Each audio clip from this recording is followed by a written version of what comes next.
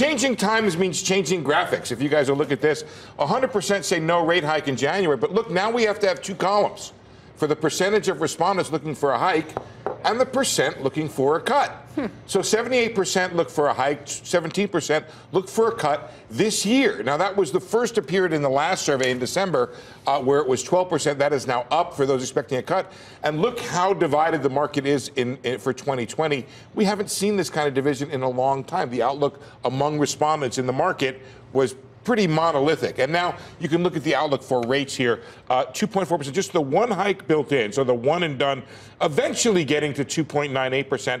But among those who are looking for a hike, they see 60% see it coming in June.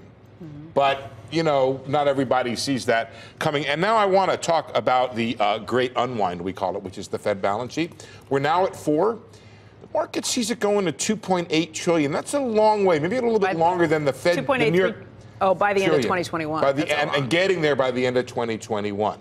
And then we asked, is the Fed going too fast? What will the Fed do? 56% say the Fed will stick to its plan. 42% say it will reduce the pace. So that's a lot, right? This is a group that follows the Fed very closely. And the 42% are saying the Fed's going to change. That's a large amount. Now, what is it worth? What's a balance sheet reduction of up to $600 billion worth?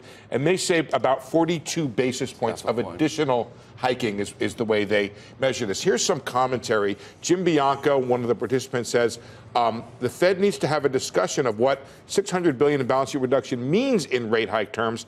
It seems the market thinks it's 2 to 3 hikes, while the Fed thinks it's less than 1. And one more here from Kathy Bastianic, head of U.S. macro investors at Oxford.